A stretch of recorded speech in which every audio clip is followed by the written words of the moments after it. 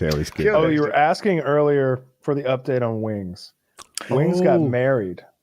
Man, shout out to Wings, man. I almost finished my football questions, but all right. Oh, okay. If I had a soundboard, man, I'd give the round of that. Shout out to Wings, man. I genuinely wish good for Buddy, man. But then somebody went back and they found where the girl that he's married, he's discussed on our show before, back when he was a host on here with us. This is new information to me. No, I know nothing about this. I don't know. Kelly the Cunt, I believe, is what we called her on that episode. I'm not sure if I coined that phrase. Or We've changed our mind about that. That sounds like a you thing. That sounds like a Kyle thing. We were discussing it. So, and this isn't going to be confirmed, but it definitely seemed like it from the YouTube video that I watched, made by some degenerate. But it seemed like she was that story where the girl had like wanted Wings to come like hang out with her, and then he like kept calling, and there were all these missed calls, and she got freaked out, so she started lying and saying she had to stay long at work. And he was like, "All right, well, I'll just wait at your house then for you to get off work." And she's like, "No, don't do that." And he was like, "All right, well, I'll just come to your work." And she's like, "No, don't do that either." Definitely don't do that. Yeah. And so, of course, he did that. He went to her work. He gets to her work, and parking lot's empty. Nobody's fucking there. She's lying. She's not there at all. She's somewhere the only else. Chick-fil-A Sunday employee. He gets to the Dairy Queen and it's empty. Yeah. And so he's like, so you're working late, huh? And she's like, yeah. And then he takes a picture of the parking lot and sends it to her. And I guess she said, "Oh, I'm sorry. You freaked me out because I had all those missed calls." And long story short, he drove like an hour, maybe more, to go see this girl. She blew him off, and then not in a sexual way. She just didn't meet up with him, and then he had to drive all the way back home. And we were hard on her on the show, and he was agreeing. Like maybe we could dial it back, right? Kelly the con artist. Right, Kelly the con artist. Still keep the alliteration, but just yeah. We were hard on her. Like he kept dropping like these little hints about where she worked or where she lived, and you were like adding them up. She's like, "All right," you're like, "All right, well, we know where to find her now." No, I did that. Yeah, we know where to get her now. All right, good. We can find her, not get her. I'm a nuts. Observe her in her natural we've habitat. Evolved over time. We're not quite as dark as we used to be. I guess we were going to get her. I don't know what that meant. But yeah, I'm told that now that's his wife. But yeah, he got married like out of nowhere. Like there was no like Taylor lives with his girlfriend, and there was like a whole buildup, like as like people who watch the show were like, they were like, "Yeah, I'm started dating this girl," and like, "Yeah, I really like this girl," and then months went by, and it's like, you know what, we're living together, it's great, we got a couple dogs, I really care about this person. There was none of that this month-long buildup of a relationship. One day it was like he just posted a picture of him dressed like Abraham Lincoln in a tux, and he's like, he looked great. Come on, Kyle. He looked good. He looked good. All right, take a picture of Abraham Lincoln in a tux. Put it next to the picture that he put up on there, and you tell me what the difference between these two pictures is. They're the same picture. One of them's in color. Fair enough. No color photos. Fair enough.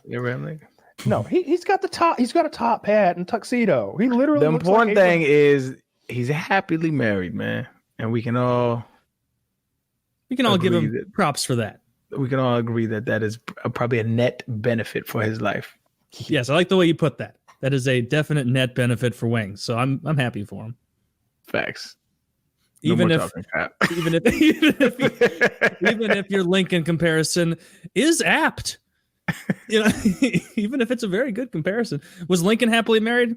No, aren't there, Mary Todd. Aren't there rumors that he was gay, or am I making that up right now?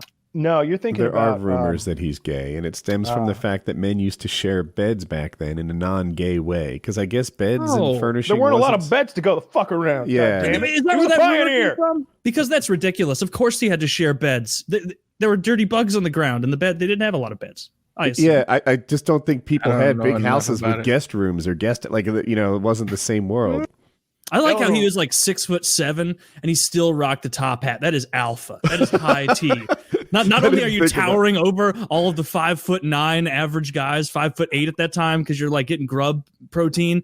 He's just an extra foot on top of his head. Protein. Or whatever they ate back then. I don't know. Probably grubs. A lot of salted pork.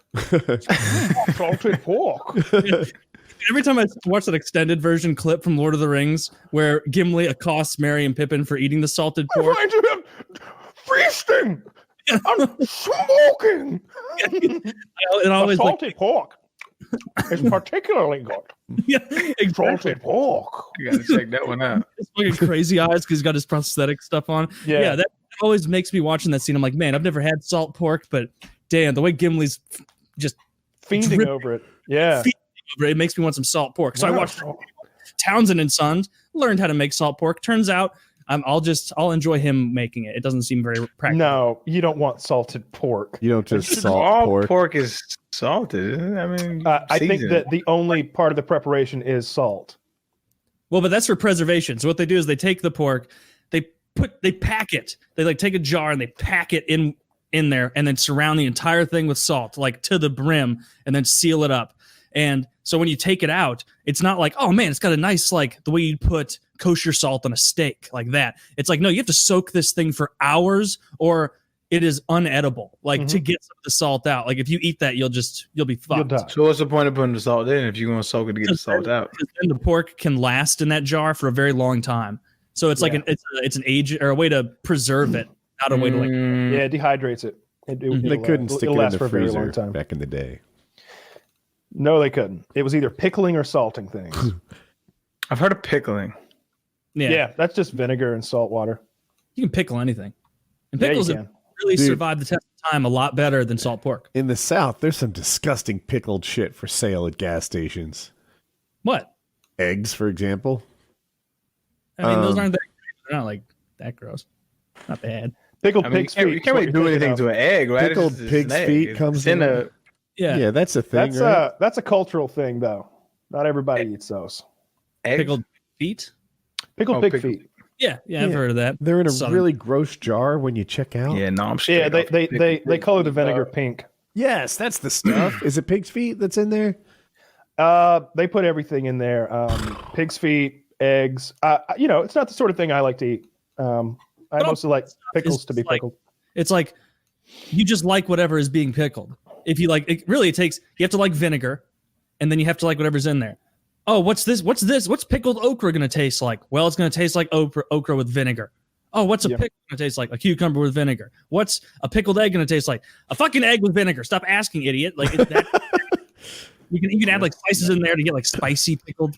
I guess I can't get past the look of the pink pickling stuff. Yeah, I don't eat that shit. I don't eat anything in a jar behind the counter of a gas station, generally speaking. You probably want to avoid that. Oh, you're gotta live on the really edge. Limiting my choices in life, huh? Yeah, you're not. You need to closing a lot of doors when you. A lot of honey buns. Honey buns. Honey buns are my gas station guilty pleasure. You put it in the microwave for 17 seconds, and you devour that shit. They love those things in prison. Do you take it out of the plastic bag? Yeah. Oh, yeah. Oh, well, you can or you can't. I know some people that just pop it open for 17 seconds. Okay. I take it out of the bag.